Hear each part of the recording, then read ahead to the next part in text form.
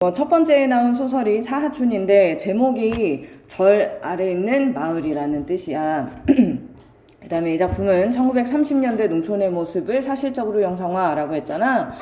그래서 이거 일제강점기 배경은 농촌, 그 다음에 사하촌은 보광사라는 절 세력하에 놓인 마을이라고 했는데, 여기에서 절이 특정 종교를 비하하거나 종교를 비판하거나 그런 의도에서 나온 게 아니야. 여기에서는 절 소작인 마을인 성동리와 중식소들이 거주하는 보광리라고 되어 있는데, 이 보광사가 변질된 종교 세력이라서 일제랑 결탁했기 때문에 그래서 비판의 대상이 되는 거야. 알았지? 만약에 이거 문제를 풀 때 뭐 특정 종교에 대한 거나 아니면 뭐 좀 종교? 아니면 절에 대한 비판? 이런 것들이 있을 때 좀 조심해야 돼. 걔네가 종교라서 비판이 아니라 일제랑 결탁했기 때문에. 그 다음에 종교는 힘없는 사람들 편에 있어야 되잖아. 그런데 이 절은 힘없는 사람 편이 아니라 돈 있는 사람, 권력 있는 사람, 일본 편에 붙었기 때문에 그래서 비판하는 거거든. 자, 그 다음에 작품에서 주인공이라고 특정할 만한 인물 찾기 어려운데 요게 되게 중요한 특징이야. 특정한 주인공이 없다. 요런 애들이 문제 낼 때 좀 중요한 요소로 나올 수 있어. 근데 우리가 문제 풀 때는 그 페이지에 있는 애가 주인공인지 아닌지, 아니면 그 페이지에 많이 나오면 걔가 주인공인지 알지, 딱히 이런 부분에 대해서 생각을 안 하잖아. 그런데 이거 문제를 내는 사람들은 이 소설의 특징이라고 했을 때 특정 주인공 없는 거 이렇게 생각을 하게 되기 때문에 이거랑 비슷한 특징 있는 게 사평역이거든. 그 사평역이라는 소설이 있는데 거기에는 한 명 한 명의 그 모든 민중들이 다 주인공이야. 그래서 특정 인물이 주인공이 아니야. 그래서 이런 것이 특징인 소설들은 꼭 문제를 낼 때 그 부분을 생각하고 내게 되기 때문에 이건 너네가 알고 들어가야 되는 부분이야. 자, 그 다음에 힘겨운 상황 속에 함께 힘을 합쳐 어려움을 이겨내고자 하는 이런 내용이랑, 그 다음에 연대의식이란 말 나오지. 연대의식, 같이 힘을 합쳐서 공동체가 문제 해결을 같이 한다라는 이 내용이 있을 것이야. 그 다음에 여기 지식인의 계몽이나 소수의 영웅적 행동보다 농민 스스로 자각과 연대, 이게 중요하다라고 보는 작가의식이 있다고 했는데 이거 되게 중요한 말이야. 왜냐면 어떤 문제 상황이 있을 때 일제강점기 초기에 이런 이야기 되게 많이 있었거든. 소설에서 막 지식인들이 사람들 깨우쳐줘야지 이런 식으로 이야기했던 소설이 이광수의 무정이라고 하는 소설이 있어. 이런 애들도 다 예전 수특에 있었던 내용들이니까 혹시나 뭐 모르잖아. 알고 있어. 수능에서도 항상 몇 년간 수특에 계속 반복해서 나온 것들 계속 재탕해서 나오거든. 그래서 여기도 일단 잊어버릴까봐 써놓을게. 이런 거 공통점이 있는 애가 있다. 지식인의 계몽 이런 것들은 지식인 몇 명이 남아서 사람들 깨우쳐줘야 되겠어요. 사람들 너무 불쌍해. 이런 식의 태도를 보이는 것들이 있거든. 그런 것들보다도 농민 스스로 자각, 그래서 이 자각해가는 과정, 그 다음에 연대해가는 과정, 이런 것들이 나타나 있을 거니까 걔네들을 집중해서 잘 찾아보면 된다. 전체 줄거리는 뭐 본문 조금 보고 그 다음에 이야기를 합시다. 자, 거기에서 보뚝의 눈을 가지고서도 유아독존식으로 날뛰는 절사람들 세도에 눌려 흘려오는 물조차 맘대로 못된 곰보 고서방은 이라고 했는데 이거 보기 전에 줄거리 봐야 되겠다. 줄거리, 전체적인 줄거리를 보고 그 다음에 이 장면이 어떤 의미가 있는지 그걸 보도록 하자. 여기에서 급심한 가뭄으로 논에 물을 대지 못하자. 그러면 이거 시골에서는 엄청 큰 문제잖아. 성동리 주민들은 어떻게든 물을 대기 위해 노력하고 고서방이라고 인물 하나 나왔고 물을 넉넉히 끌어쓴 보광리 주민과 마찰다가 결국 주재소에 끌려간다. 여기에서 주재소라는 단어는 일단 시대적 배경 알려주는 단어잖아. 이런 애들 꼭 알고 있어야 되는 거 알지? 소설을 읽다 보면 주재소나 뭐 이런 단어들 뿐만 아니라 일제강점기 담배 이름까지 외워야 되는 상황이 나와. 근데 그거 알고 있어야 뭐 마음 편하니까. 이런 것들 다 시대적 배경 알려주는 단어들이니까 잘 외우고, 그 다음에 가뭄이 지속되자 보광사에서 기우제 지내는데 성동리 주민들은 빚 갚을 돈을 시주로 보태기도 하지만 여전히 비가 올 기미가 보이지 않는다. 한편 성동리의 상한이라는 아이는 굶주림 해결하려고 보광사 산에 가다가 산지기한테 쫓겨가지고, 산지기가 무섭잖아. 그래서 쫓기다가 결국 떨어져서 죽어. 그에 가히 흉작이 들었는데 보광사 간평위원들은 얘네들 뭐 하는 애들이냐면 옛날에 소장료가 보통은 70%라고 이야기했었지. 이거 평가하는 사람들, 보통은 70%인데 뭐 흉년이니까 그럼 힘들겠구만 그러고 소장률은 좀 깎아준다든지 아니면 뭐 더 받으려고도 할 수 있겠지? 그래서 이런 것들 평가하는 사람들이야. 논에 높은 소장료 매기고 조합이 사는 밀린 대금 지불 기한을 연기해달라는 주민의 청을 무시하고 벼를 압류당하고 굶어 죽을 위기에 처한 성동리 남정들은 이거 남자들 압류 취소 소장료 면제 이거 탄원하려고 보강사로 향한다 라고 했잖아. 여기서 성동리 남정들은 자기들이 보강사로 향하는 것이잖아. 그래서 아까 얘기했던 이거 농민 스스로의 자각과 연대라는 말이 본문에 나오는 거까지 확인을 하면 되는 것이야. 알았지? 자, 그래서 얘네들 그 갈등 관계를 확실하게 전체 줄거리에서 봤어. 그 보광사라고 하는 절 밑에 있는 보광리 사람들은 그래도 기득권층과 같은 쪽, 그 다음에 이 성동리 사람들은 힘이 없는 쪽, 이렇게 나누어서 얘네를 생각해보자. 그 다음에 본목의 논을 가지고서도 이 단어 보고 살짝 그런 의심이 들었어. 학교 같은 문제에서는 이제 선생님들이 나쁜 마음을 먹고 문학에서 문법 문제도 낼 수 있잖아. 그래서 이게 딱 문제 냈을 때 애들 틀리기 좋겠다라는 생각이 마구 들더라고. 이게 목에 논을 가지고서도 했을 때 보라는 것은 저수지잖아. 알지? 그래서 보라는 애는 저수지인데 목이라고 하는 어근 얘도 사실 문법 문제 풀 때 애들이 되게 많이 틀리는 애야. 목이란 단어를 우리가 잘 안 쓰니까 이게 접사처럼 생각이 드나 봐. 근데 이 목은 어떤 장소를 의미하는 어근이야. 건널 목, 나들 목 했을 때 목이 왠지 뒤에 붙어 있으니까 아 이거는 접사인가? 라고 착각하기 쉬운데 우리가 가게 같은 거 자리 좋을 때 여기 목이 좋구나 이렇게 얘기를 하잖아. 그래서 길목 이럴 때도 목은 어근이거든. 그래서 이거 합성어 될 때 여기 시옷이 더 붙는 거 사이소리 현상 요거 내기 딱 좋겠더라고. 근데 뭐 아직 문법 안 배운 상태에서는 좀 그럴 수도 있겠지만 한번 상상을 해보았다. 아무튼 목에 논을 가지고서도 야 그러면 보가 저수지 물을 모아놓는 곳인데 거기에다가 논을 가지고서도 날뛰는 사람들의 세도라고 얘기했으니까 쥐들은 사실 별로 어렵지 않은 상태일 거 아니야. 물과 가까이 있으니까. 그런데도 날뛰는 절사람들 세도에 눌려 흘러오는 물조차 맘대로 못된 곰보 고서방은 마침내 따는 큰맘 먹고 자기 논 물꼬를 조금 더 터놓았다. 그럼 물이 조금 더 많이 들어오겠지. 그러자 그걸 한 양반이 빽 소리 지르며 쫓아나왔다. 오더니 다짜고짜 왜 또 손을 대요? 이제 물도 다 돼가고 하니 나도 좀 대야죠. 하다가 고서방은 자기 말이 너무 약한 것을 깨닫고 한마디 더 보탰다. 그리고 당신 논에는 물이 벌써 철철 넘고 있자소. 뭐 넘어? 어디 넘어? 이 양반이 눈이 넘나? 여기 이 양반이 할 때 이 양반 이거는 당신의 의미인 거 알지? 이거 존칭 아닌 거 알지? 이 양반이 눈이 넘나? 하며 그는 공보 논 물꼬를 봉하려고 들었다. 물을 막으려고 하는 거지. 안 돼요. 물꼬를 아까보다 더 크게 열면서 위에 있는 논을 한 번 적시지도 못하게 하고 아랫 논만 2렁이 넘게 물 실으려는 것은 너무 심하지 않소? 뭐? 그렇게 노려보면 어쩌세요? 아, 이 친구가 밥줄이 제법 톡톡한 모양이구만. 그는 빗중 냉소를 했다. 냉소 비웃는 거지. 그래서 이 친구가 먹고 살만한가 보네. 어디서 개겨? 이렇게 지금 협박하는 거지. 이럴 때 말하기의 의도 같은 것들도 항상 기호 문제 같은 걸로 모의고사에서 잘 나오잖아. 자, 그는 빗중 냉소했다. 이 친구? 그래, 네 집에는 그래 애비 삼촌도 없니? 누구 보고 이 친구 저 친구 해? 뭐가지? 야, 이 녀석 제발 꽃값하네. 어디 쌍판떼기에 빵꾸 좀 더 내줄까? 이런 거 쌍판떼기 이런 것들도 다 비속어에 해당되잖아. 그래서 지금 서로 언쟁하고 있는 거 갈등 관계 알 수 있고 그 다음에 예끼 건방진 녀석 그리고 쟤보다 몸피가 훨씬 큰 곰보의 뺨을 한 대 갈겼다. 이게 뭘 믿고서?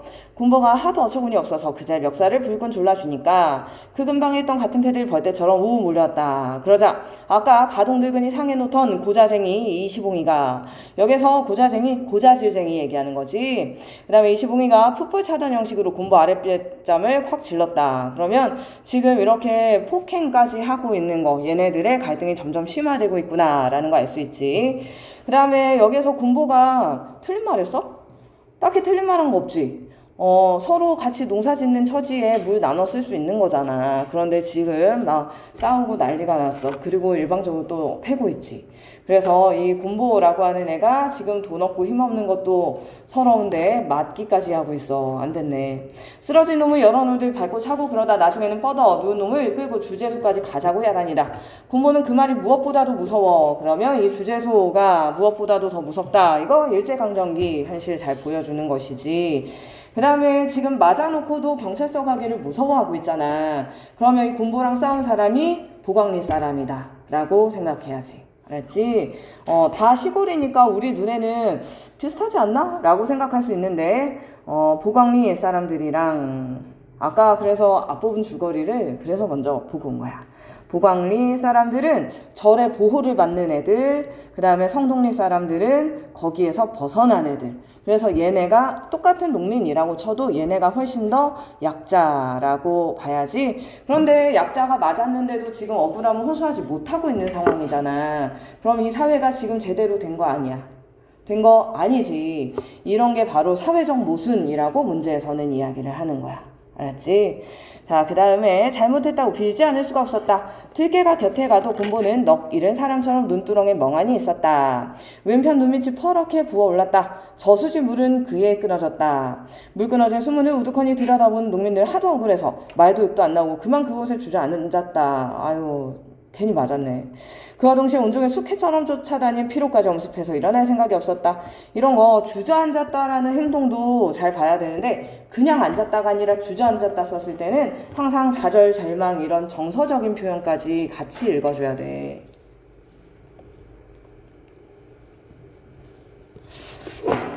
그러나 한편 물을 흐물시댄 보광리 최근에 생긴 중마을 이렇게 줄 표시가 양쪽에 있는 거 이거 설명할 때 쓰는 거거든. 사람들은 제 눈물이 행여 아랫눈을 넘어 흐를세라 도두어둔 물고와 눈두렁 낮은 잠을 한층 더 단단히 단속하느라 몹시 바빴다. 야, 그러면 자기들만 물을 독점하고 있잖아. 그런데 절이나 뭐 교회나 이런 종교에서는 원래 약한 사람들 도와주고 서로 나누고 이게 원래 종교 아니야? 그런데 얘네들은 지금 절의 비호를 받고 절 사람들도 마찬가지인데 굉장히 이기적인 모습을 보이고 있잖아. 그래서 비판 대상이 되고 있는 것이야. 자, 고서방은 분도 분이지만 그보다 내년 봄에 영락없이 그 절 논 두마지기가 떨어지고 말 것을 생각하면 이거 논이 떨어진다라는 말은 소작을 이제 못 붙인다라는 말이야. 다른 소설에서도 항상 나오는 표현이지. 이제 소작을 못 붙이게 될 거. 이거 생각하면 앞으로 살아나갈 일꾼같이 암담하였다. 야, 논에서 농사 짓고 나서 70% 다 떼어가면 나머지 30%를 어떻게 살아? 싶으면서 우리 입장에서는 아, 진짜 들어서 안 해먹고 말지 라고 생각이 들 수도 있겠지만 사실 옛날 사람들이 야, 농사 말고 할 줄 아는 것도 없고 다른 데 이주해서 살거나 그런 것도 사실 못하잖아. 그렇기 때문에 70% 뛰더라도 일단은 그냥 소작을 붙이고 싶어 하는 거야. 이제 싸웠으니까 이제 못하겠지? 라고 생각하고 속상해하는 거지. 그들의 하소연은 자기들이 봄에 빌려 쓴 소위 절이자금에 대부분 비료대금이지만 야, 이런 설명 왜 붙어 있을까? 얘네들이 돈을 빌려 쓴 거 대부분 비료대금이라고 하는 것은 얘네들이 이런 빚내 쓴 것들이 뭐 사치하려고 뭔가 몸의 편안을 위해서 그런 것들이 아니라 농사에 필요한 거.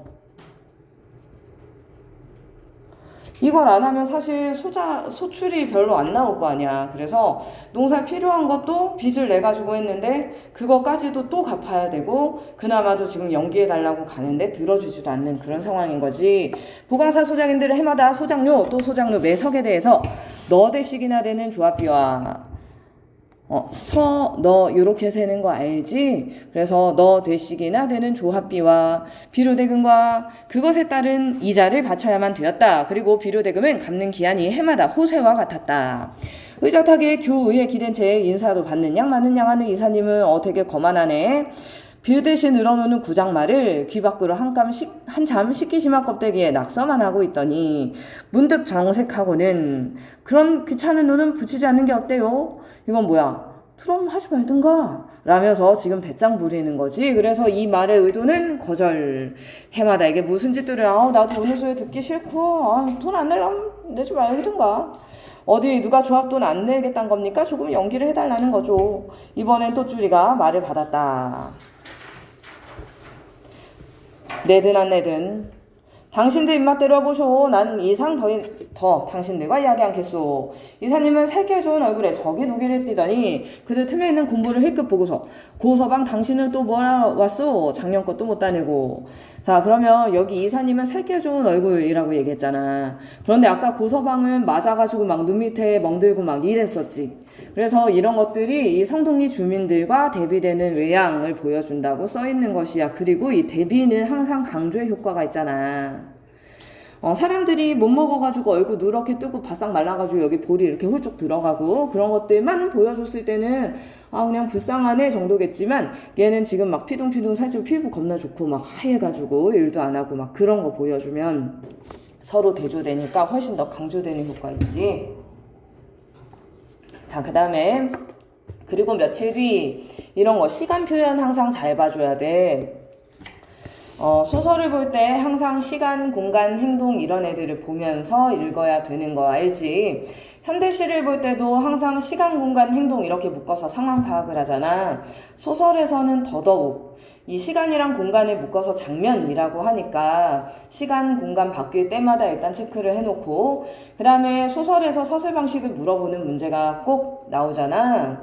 그럴 때 시간 순서대로냐 아니면 과거로 계속 돌아가느냐, 순행이냐 역순행이냐 이런 것들도 선택지에서 꼭 이야기를 하잖아. 그래서 시간 표현 나오면 꼭 표시를 해줘. 자, 며칠 뒤 그럼 시간 흘러갔고 저수지 및 고서방 논을 비롯하여 여기저기 입도차압의 팻말을 붙기 시작했다. 이런 거 입도차압이라는 것은 별을 베기도 전에 이거 우리 거니까 손대지 마라 라고 그동안 애써서 키워온 농민들한테 여기 접근금지 표지판을 붙여놓은 거잖아. 그래서 여기에서 이제 애들이 눈이 돌겠지. 농민들은 알아보지도 못하는 그 차 앞의 말을 몇 번이나 들여다보고 또 들여다보았다. 이거 왜 계속 반복해서 보는 거야? 믿어주지가 않으니까 그러지. 피땀 흘려가면서 지은 곡식에 손도 못 대? 억울하고 분하다기보다 꼼짝없이 이제 목숨 빼앗긴다는 생각이 앞섰다. 고서방은 드디어 야간도주라고 말았다. 야간도주? 밤에 도망간 거지. 사실 이거 야반도주라고 하잖아. 야반도주. 자, 남의 눈을 피하여 도망침이라고 했는데 궁지에 몰린 고서방이 취한 거 이런 것들도 일제강점기 때 우리 민족이 그 탄압 때문에 결국에는 뭐 만주나 연해주 이쪽으로도 많이 이주하고 뭐 그랬었잖아. 그래서 그런 모습 보여주는 시하고도 같이 문제를 낼 수 있겠지.